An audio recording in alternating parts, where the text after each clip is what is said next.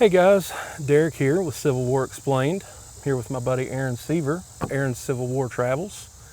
Really smart guy, and we're here at the New Market Battlefield, just kind of sitting out here in the shade. We did some filming, quite a bit of filming today, all over New Market, so watch for that. That's going to be coming.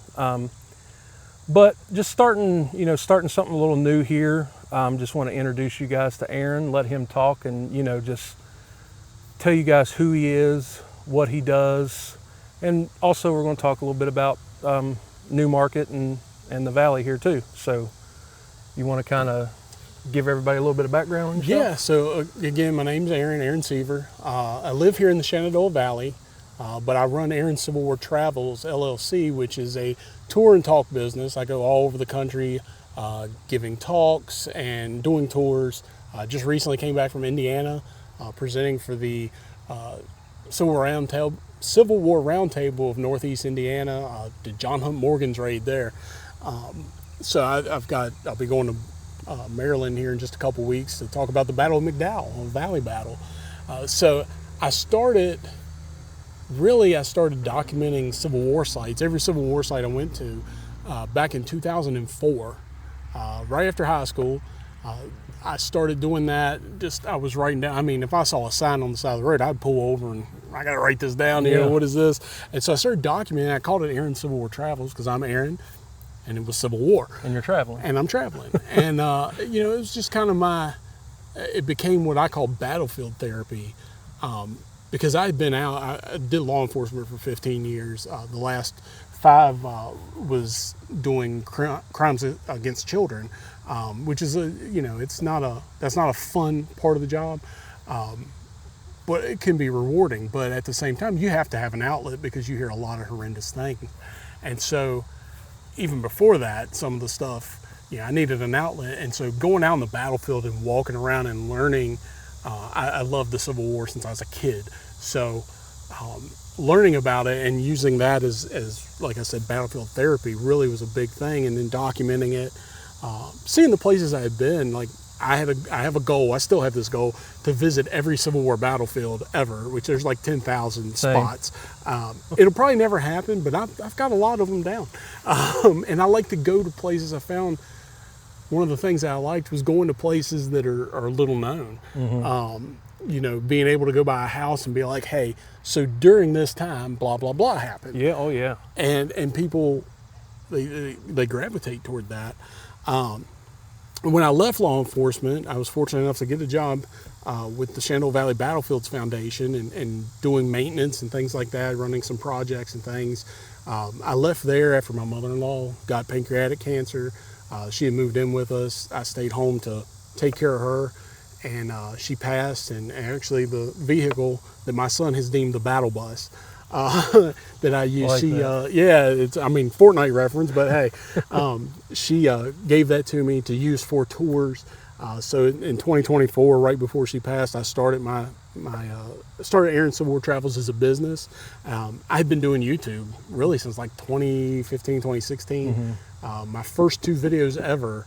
One was a really weird cell phone video. It was like all this, but it was at Cedar Mountain in the wintertime. And then the second one, I went back to Cedar Mountain and did like a 15, 20 minute video there. If you go back and look at that one and look at today's, they're vastly different. Right. I still don't know what I'm doing, but cell phone technology's gotten a lot better too. Oh my gosh, yes. I was just looking the other day. I've been going to Gettysburg multiple times a year. This makes 10 years. First time was in 2016. And I just found a video recently that I filmed on top of the Longstreet Observation Tower there on Confederate Avenue. Oh, yeah. And that was in 2016, I think I had a Galaxy S7 maybe, or, whatever, a relatively newer model Galaxy would have been. And like, compare that to, we're sitting here using my iPhone with a front camera, and the back camera that was supposed to be much better quality on that phone looks like Civil War era it's camera compared to this. It's crazy. It is, and that's what I was using was a just a phone. it was neat to be able to do that. Oh yeah. It's still neat to be able to do. Of course, now, like you said, with technology, it's every day, every year it gets better. Yes. But I really didn't take off on YouTube till around COVID time. Started really, I wasn't producing stuff consistently. It was just as I could, if the mood hit me. Now I've got one coming out every Saturday. It's just a neat little thing. And of course, it's called Aaron Civil War Travels because I really like the name, and I just stuck with it. And your name's Aaron. And I'm Aaron, and I do Civil War Travels. So, but yeah, so simple. It's simple. It's easy. So that's. But it truly, like, all kidding aside, it is like, it's one of those things like you immediately know what you do. Like, you don't have to guess, like, what what is what Civil am I War? Like, yeah. What am I getting out of this? And building a website. I mean, I've done it. Terrible. I hated doing that. That's another technology thing that it's all these things you can do it a lot better now. I had hair before I started doing this. Not really. I started going bald at 14, actually. I had more hair before I started hanging out with Aaron today. Yeah, that was today. No. But yeah, being able to go out on these battlefields and these historic places and talk to people, and it's not about Union and Confederate or slave or civilian. It's everything. It's all of it. All those stories matter. And when you can take all of them and put them together and intertwine it and give someone a real picture of what happened, it's just to see them light up. Kids too.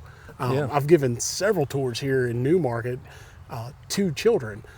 As a matter of fact, we just had back on the anniversary of the battle, I gave the May 15th guided tour here at Newmarket, and then turned right around and did several tours over the next couple of days for the scouts that were here. They had a camporee here. My son is a scout, but also they had a big camporee. We had like 500, more than 500 scouts here. It was awesome. I got to give tours to them and taking them across the battlefield, out across the field of lost shoes, and the questions were amazing. Oh yeah, I would imagine. And just to see them light up when something clicks, you go, wow, okay. And not that scouts are the same as being in VMI, but that's the closest. Some of those kids, they're some of them are probably close to 15. Yeah, 15. Maybe even older. 12. And like you've got a 15-year-old fighting in the battle. Fighting out here, yeah. I mean, they can relate to that. They can relate to that, seeing the kids, hearing about the men that are in school coming out and fighting. Some of them are older, but still understanding that it's in that school body that they're coming out, and that it makes them feel like, okay, they could do this. This is something that kids were doing. It's definitely, they love hearing about the VMI cadets here. Not just because but because it's a very interesting story. It's the only time a full school body is called out. And there's some argument, you do have the Citadel, some students from the Citadel, they'll fire on the Star of the West, they'll fire on Fort Sumter. You'll have some that'll fight, but it's never the full school body. Newmarket is the only time that happens. So really cool with that, and the kids love that. So, yeah. Yeah, that's, as far as the battlefield, sitting here, look at the view. It's one of those things where now, it's peaceful, great view. We're sitting here just having a casual conversation. But think about, what I always try to do when I'm at any battlefield is think about how they had the same view we did. Like, the mountains don't change. No. They rode a little bit, but not that much. But basically for, the time in between our time and their time, these mountains are basically identical. I'm not a geologist, so I know there is some erosion, but not much. No. So, but if you sit here and take in the view, it's a wonderful place. Yeah. But then think about, put yourself in that position. You're in this exact same place, wonderful views, but you've got cannon and guns firing at you. Yeah, May 15th, 1864 here is absolute heck. Um, you've got the cannons going, you've got the muskets firing, you got cows charging into soldiers, but you've also got what gets lost is torrential downpours, thunder and lightning, thick mud. It's a nasty day to actually do a battle. It's a horrendous day to be able to do a battle, and so then you get that smoke is just hanging on the battlefield. It hung on the battlefield anyway, but it gets even worse. Yeah, because everything's just there. Yeah. And and one thing about the museum, I was going to point this out to you. If you look at how it's made, those are supposed to be stacked muskets on the around the side. Okay, yeah, there. I see that. So, against a drum. Yeah, so no, I see exactly what you mean. It's a pretty neat, Yeah. neat thing. But yeah, the field. I always like to tell people, take them out and take them to a spot where they can visualize something. The charge of the cadets here in Newmarket is a perfect spot to be able to close your eyes and visualize what's happening there. If you go out to the Battle of Cross Keys, you go to the spot called the Slaughter of the 8th New York. You can go on both sides of the Confederate and Union side, and I have people go and do both sides to get the understanding of what happens there. And it really puts it in perspective. And that's it's funny you say that, because yesterday, we were talking earlier, I was filming some stuff in Gettysburg on Pickett's charge. Yeah. And I started on the Virginia side, and kind of, to the best of my ability, with what you can do now with fences and farm fields, I kind of followed Armistead's path that he took and ended at the high water mark. And looking at it as you start from the Virginia side, then getting to the Confederate side, not the Virginia. I mean, it's at the Virginia memorials where I started, but looking at the field from the Confederate side, then you get back to the Union side, and it looks like a totally different field. Totally different view, yeah. I mean, it's obviously it doesn't change, but it looks like you're looking at a completely different landscape. Mm-hmm. Absolutely. Yeah, it's crazy. I've done that myself. I wouldn't say, I love it if you watch my YouTube videos. I would say don't watch my Pickett's Charge one where I walk across. It's a terrible video. But you keep it on there because it's still kind of cool. Yeah. Maybe I'll do another one someday. Yeah. You can see how you improve. That's right. So maybe I'll do another one someday. But yeah, walking that field, and you and I both know, watch out for ticks. Yes. They're freaking crazy in Gettysburg. Yes, they are, and they get worse every year, it seems like. They do, yeah. But walking across that field, you can do the Pickett's Charge, walking up to the Union lines, and then when, like you said, when you turn around and you look across that stone wall out over that open field, and you're seeing what the Union troops saw, and I can't imagine. I mean, I've tried, and just to sit there, and that's another spot. Close your eyes and visualize these men, these thousands of men coming across at you. Whether they're Union or Confederate, what bravery is that to walk across nearly a mile of field into the face of death? And the same for the Union troops. Look at them at Fredericksburg. To go and attack Mary's Heights or Mary's Heights, however you want to say it. It's the exact same thing. Just sides are flipped. It's just the sides are flipped. It's the exact same thing.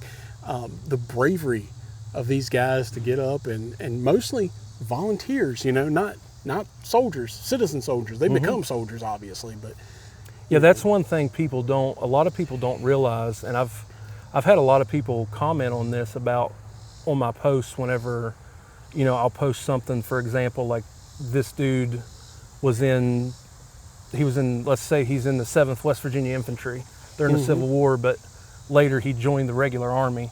Like, a lot of people that are casual history, I don't even know what the term would be. History buff, I guess. Buff. Like, if you're not, if you don't study it, you may not know that, like, being in the Civil War didn't mean you were in the army. A lot of these dudes, Custer, for example. Yeah. Custer was what was he? He was a major general? Yeah. Or I can't remember. Some type of general, but he was, I think the highest rank he got in the actual regular army was lieutenant colonel, I believe. So even the guys in charge, like, it was a totally different thing, like being in the Army and being in volunteer service. Yeah, absolutely. And So, I mean, you look at George McClellan. He ends up being the commander of the Army of the Potomac, but in the very beginning, he is commanding Ohio Volunteers.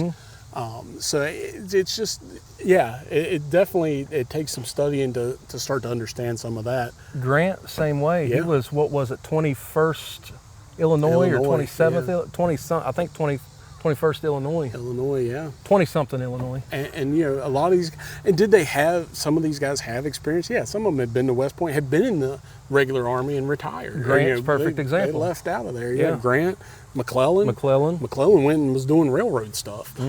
Lee, you know, was still in the Army. There's an example. Robert E. Lee was still in the Army when the Civil War happens, and he resigns from the Army and then goes with the Confederacy. But Lee, you know, is a general in the Confederate. He's a colonel in the Federal Army before the And Civil had War. just been promoted to full he hadn't colonel. been a colonel for very long. Yeah. So, you And know. if you think about that, how long it was, and we're getting a little off subject, but I don't care, I love it. But if you think about that, like Lee, basically, and I don't remember the exact date, but it was not long. I think it was 1861 when he was promoted to full colonel in the U.S. 60 or Army. 61, yeah. Late 60, early 60, something like that. But think about all he did in the Mexican War. I mean, my gosh, he was a national hero. Absolutely. I mean, he does some amazing stuff. Grant too. Grant does amazing stuff in the Mexican-American War. It's a lot of these other guys, you know, it's Stonewall Jackson. Look at Stonewall Jackson there. You know, Another he's an perfect example. artilleryman, and he's he's still a major in the U.S. Army when the Civil War starts, technically, but he's at the Virginia Military Institute. Yeah. So he still technically has that role of major. He's still in a U.S. uniform, but yeah, it's just interesting to go back and look at all that. But yeah, sorry, I went down a rabbit hole. Oh no, that's what we're here for. But so, do you want to give everybody, you know, where if they want to book a tour with you, how they can do that, how they can see you online and everything? So I have, I wanted to look this up to make sure. Yeah, go ahead. Yeah, early 1861. It looks like is when. Oh no, I'm sorry. He's promoted lieutenant colonel in 1855 March and full colonel March of 1861. So literally a month before the firing. And he gets, just after that, he gets offered promotion to, I think it was Major General. Yeah, and in command of basically what would have been the Union Army at Army of the Potomac, first basically. Bull Run. Yeah, and so I mean that's a crazy story, but yeah, as far as me. I have a website, www.aaroncivilwartravels.com. Email, phone number, all that's on there. There's even a contact list. You can send me a direct message on there. I do have Facebook. It's also Aaron Civil War Travels, or you can just look up Aaron Seaver. I do have 2 normal Facebooks. One I just do for history, and then the other one is like for friends and stuff, you know, just to keep up with people. And then I have the Facebook page itself, Aaron Civil War Travels. But I usually have events posted on my website. There's an event tab. You can go to that and see where I'm going to be, what I'm doing. And I try to update that as quickly as I can. Sometimes I don't get to it. You know, for instance, this wasn't on there for today. This kind of came together really quick, and and I'm glad it did. It's awesome. I called him Friday night. Yeah, so. It worked out great. And this is Sunday as we're recording. Sunday, yeah. So, but I try to keep that up. Obviously, YouTube. It's Aaron Civil War Travels on YouTube. I'm on TikTok, Facebook, Instagram. I'm kind of all over the place. And I'm going to link all his stuff here so that you can get to it pretty easy. But Aaron, I appreciate you. Yeah, appreciate man. you coming on. Absolutely. Appreciate everything. Me and him, like I said before, we've been filming all day here in Newmarket. Yeah. So once I get that edited, make sure you check that out. Yeah, lots of cool stuff here in Newmarket. But otherwise, thanks for watching, guys. Yeah, thank you. And don't forget to check out Civil War Explained if you haven't. Like, if this is your first time, get on board with that, because it's growing and it's pretty awesome. I'm a follower. I'm a believer. Well, I appreciate it.